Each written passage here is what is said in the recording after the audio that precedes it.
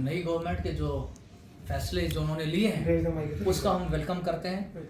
जिस तरीके से एजुकेशन में उन्होंने 575 जो पोस्ट जो है उसको फिल करने के लिए जो अपने जारी किया है नोटिफिकेशन, उसका एक तो समर्थन करते हैं, और दूसरा जो कॉम्पिटिटिव एग्जाम्स के लिए जो एज रिलैक्सेशन दी गई है तो उसका भी हम समर्थन करते हैं और वेलकम करते हैं उस डिसीजन को।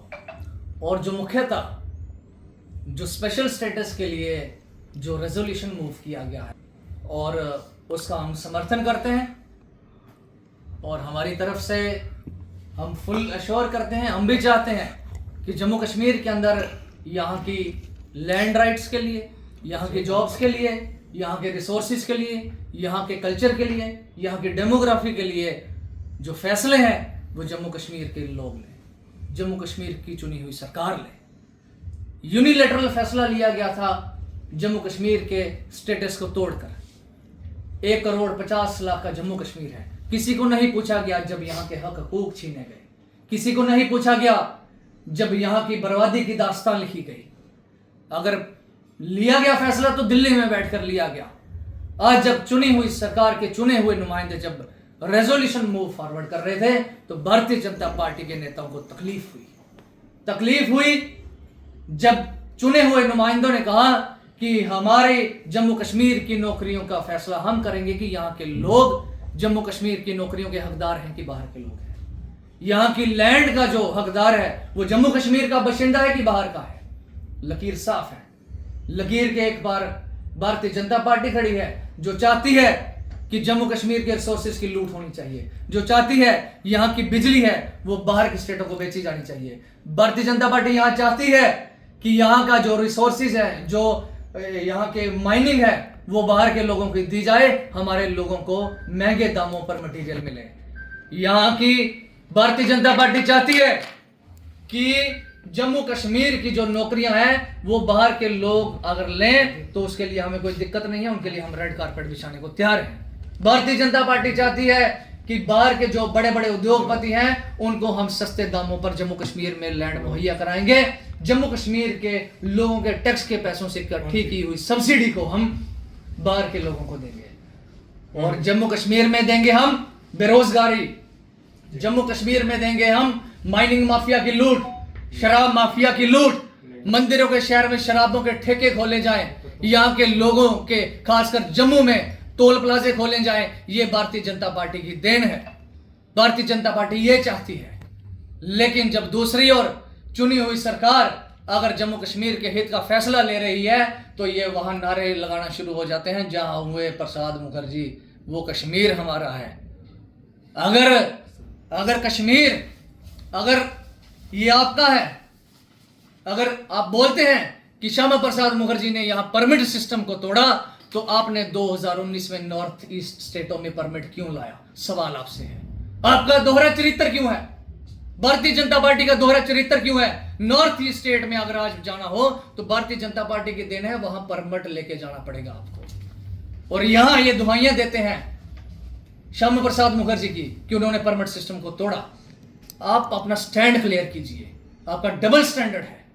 कॉन्स्टिट्यूशनल वैल्यूज को आप होल्ड कीजिए। आपने कॉन्स्टिट्यूशन की धज्जियां उड़ाई हैं, जम्मू कश्मीर के साथ इन्होंने ब्रूटल रेप किया है, मॉन्यूमेंटल ब्लंडर किया है इन्होंने जम्मू कश्मीर के साथ। ऐसी भारतीय जनता पार्टी जिन्होंने जम्मू कश्मीर में बर्बादी की दास्तान लिखी, ऐसे लोग आज असेंबली में जाके जब जम्मू कश्मीर के लोगों के हक की बात हो रही थी इन्होंने विरोध जताया।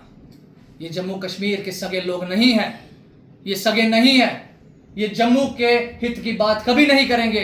जहां जहां जम्मू की बर्बादी की बात होगी वहां ये डोल नगाड़े लेके आते हैं। समझना होगा जम्मू खित्ते के लोगों को, समझना होगा कि जब आपके हक की बात हो रही थी तो ये जम्मू कश्मीर के जयचंद ये आपके खिलाफ मसौदे तैयार कर रहे थे। जब आपके नौकरियों की, आपके जो हमारे बेरोजगार नौजवान है, जब उनके नौकरी की बात हुई कि स्पेशल स्टेटस से हम अपने फैसले करेंगे, स्पेशल स्टेटस में यहाँ क्या लिखा है? यहाँ कुछ भी नहीं, कुछ गलत नहीं है। हमने भी पढ़ा है रेजोल्यूशन, इन्होंने कहा स्पेशल स्टेटस, यहाँ कोई 370 या 35 की बात नहीं है, यहाँ तो स्पेशल स्टेटस की बात है ताकि हम अपने फैसले ले सकें। यहाँ जम्मू कश्मीर ने गवर्नमेंट को कहा है असेंबली ने कहा है कि हमसे बातचीत कीजिए, जो आपने यूनिलैटरल फैसला लिया है उस पर हमसे बातचीत कीजिए। हम मानते हैं that was undemocratic move from the government of India. तो सर आपको क्या लगता है कि मुद्दे को भटकाया गया है? मुद्दे को भटकाया गया है। भारतीय जनता पार्टी ने जम्मू के लोगों को गुमराह करने की कोशिश की है। इन्होंने मुद्दे को भटकाया है। स्पेशल स्टेटस तो गुजरात को भी है, स्पेशल स्टेटस तो हिमाचल को भी है, स्पेशल स्टेटस तो 11 स्टेटों को है हिंदुस्तान की। तो क्या दिक्कत हो गई अगर स्पेशल स्टेटस? आपने नागालैंड में आपने बात की, उनसे सरेंडर करवाया जो उनका ग्रुप थे। जब नागालैंड में आप बात कर रहे हैं, वो अलग कॉन्स्टिट्यूशन की मांग करते हैं, वो अलग फ्लैग की मांग करते हैं। आप उनके साथ बातचीत करते हो, लेकिन जम्मू कश्मीर के लोग अगर अपनी नौकरी महफूज के लिए बात कर रहे हैं, अपनी जमीनों की सुरक्षा की बात कर रहे हैं, तो आपको तकलीफ हो रही है। आप इतना हंगामा जितना आपने असेंबली के अंदर किया, इतना आपने कभी नहीं किया जब जम्मू कश्मीर का बेरोजगार यहां लाठी खा रहा था सड़कों पे। जब स्मार्ट मीटर के लिए यहां लाठियां बांधी गई, तब आपने विरोध नहीं किया। तब आपने विरोध नहीं किया जब यहां की जमीनें श्रीलंका से मुथैया मुरलीधरन को दी गई, बाहर के उद्योगपतियों को यहां जमीनें दी गई, यहां कठुआ के अंदर बर्बादी की दास्तान लिखी गई, कंडी को सारा बर्बाद कर दिया गया। जब बड़ा बड़ा लैंड माफिया यहां के काबिज हुआ, तब आपने विरोध नहीं किया। जब आप गरीब मजलूम के साथ जब नाइंसाफी हो रही थी, तब भारतीय जनता पार्टी का कोई व्यक्ति बाहर नहीं दिखा। जब यहां टोल प्लाजे लगाए गए, जब टोल के लिए मूवमेंट लोगों ने लड़ी, तब आपका एक भी व्यक्ति उसमें समर्थन करता हुआ नहीं दिखा।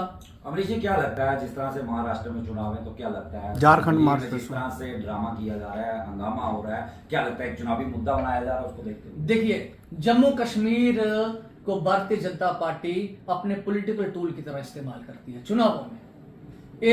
ये जम्मू में चुनाव लड़ते हैं कश्मीर को गालियां देके, और पूरे हिंदुस्तान में चुनाव लड़ते हैं जम्मू कश्मीर को सेंटर में रख के। भाई, आप वहां के लोकल मुद्दों को रिजॉल्व कीजिए। अगर झारखंड में चुनाव है, अगर महाराष्ट्र में चुनाव है, तो झारखंड के प्रवासी मजदूर यहां काम करने आते हैं, आप वहां इंडस्ट्रीज को सेटअप करने की बात कीजिए, ताकि उनको रोजगार वहीं मिले और हमारी जमीनें सुरक्षित रहें, हमारे यहाँ के लोगों को ही नौकरियां मिले, बाहर के लोग यहां ना आए। तो इस तरीके से आप वहां डेवलपमेंट की बात नहीं करेंगे। आप चुनाव हिंदुस्तान में किसी भी स्टेट का हो, सेंटर में आप जम्मू कश्मीर को रखते हैं, और जम्मू कश्मीर की तो आपने बर्बादी कर दी है। जो पहले खुशहाल स्टेट हुआ करती थी, उसको आपने डिग्रेड किया है, यूटी बना दिया है। यहां महाराजा हरि सिंह को ये फूल चढ़ाते हैं, और दूसरी तरफ महाराजा ने जो हमें गारंटी दी थी, फिर कॉन्स्टिट्यूशन में कोडिफाई हुई सारी, और हमें गारंटीज मिली, जब वो हमसे छीनी गई, तब आपने महाराजा का नाम नहीं लिया। आज महाराजा को फूल चढ़ाते हैं, वो तो ड्रामेबाजी है, दोहरा चरित्र है इनका, ये डबल स्टैंडर्ड है। एक तरफ महाराजा के वहां फूल चढ़ाएंगे, दूसरी तरफ महाराजा की स्टेट को डिग्रेड करके ये यूटी बनाएंगे।